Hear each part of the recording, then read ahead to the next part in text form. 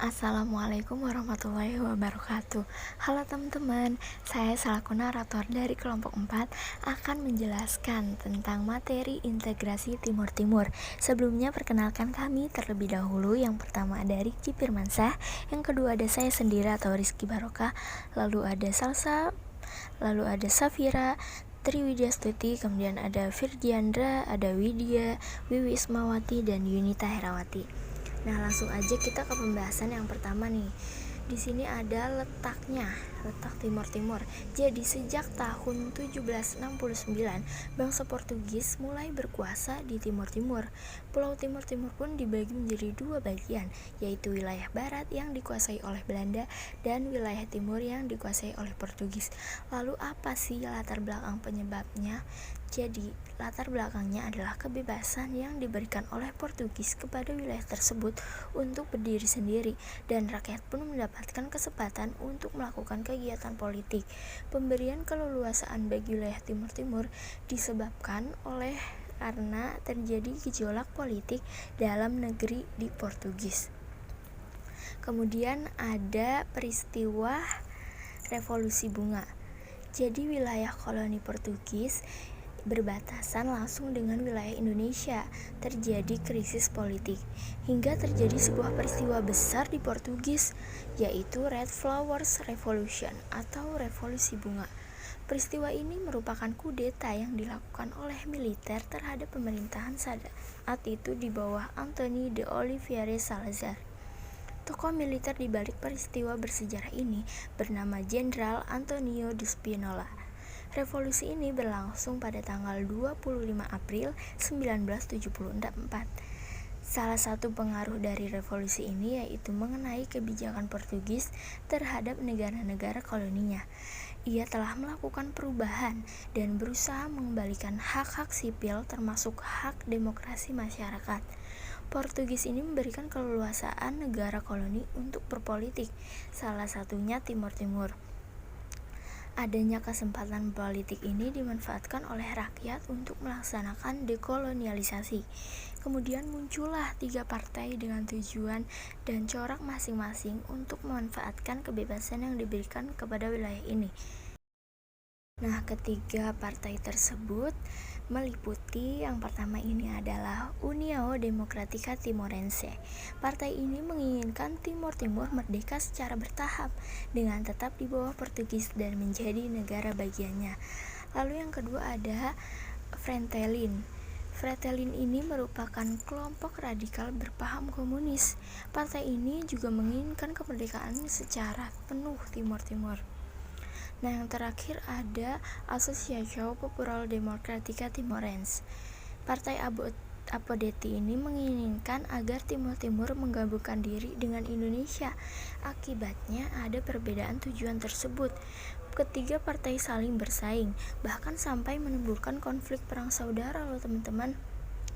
Nah, kemudian Partai Fretilin ini mendeklarasikan kemerdekaan atau pembentukan Republik Demokratik Timur-Timur di kota Dili dengan Xavier do Amaral sebagai presidennya.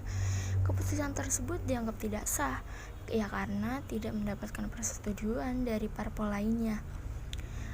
Lalu deklarasi yang dilakukan Partai Fretilin ini menyebabkan beberapa partai gabungan yaitu UDT bersama Apodeti, Kota dan Trabalisa mengeluarkan pengumuman yaitu Proklamasi Balibo pada tanggal 30 November 1975 yang isinya adalah untuk bergabung dengan pemerintahan Republik Indonesia. Beberapa minggu setelah itu, gabungan partai menyatakan berdirinya pemerintahan sementara Timur-Timur. Nah, ini adalah proklamasi Balibo. Lalu ada isi teks dari proklamasi Balibo itu sendiri. Adanya pernyataan tersebut kemudian direspon positif oleh pihak Indonesia. Selain adanya rasa khawatir berdirinya negara komunis dari pihak atau partai kedua Fretilin ini, maka pemerintah Indonesia menanggapi proklamasi tersebut dengan menerapkan Operasi Seroja yang dilangsungkan pada tahun 1975 hingga 1977.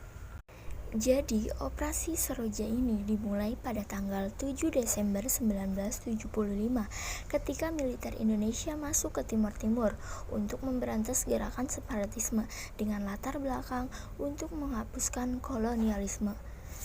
Nah, tokoh yang terlibat ini adalah Presiden Soeharto dan Panglima ABRI Jenderal Raden Panggabean.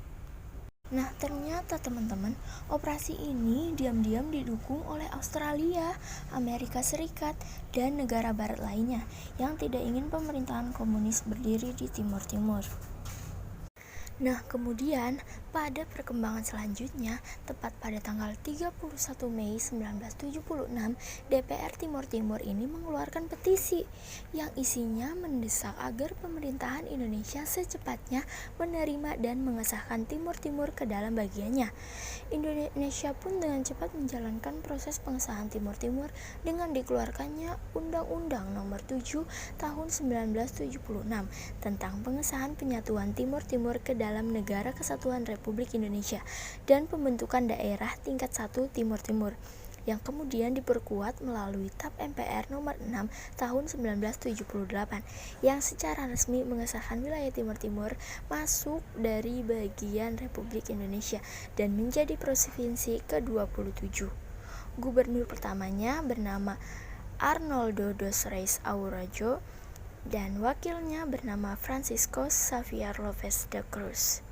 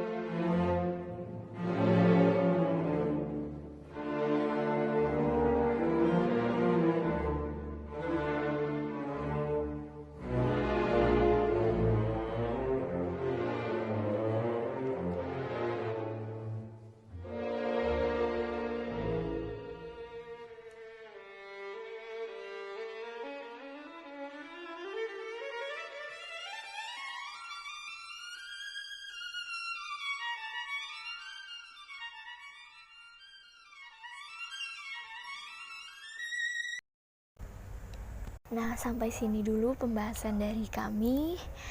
Terima kasih buat teman-teman yang udah menyimak pembahasan dari awal.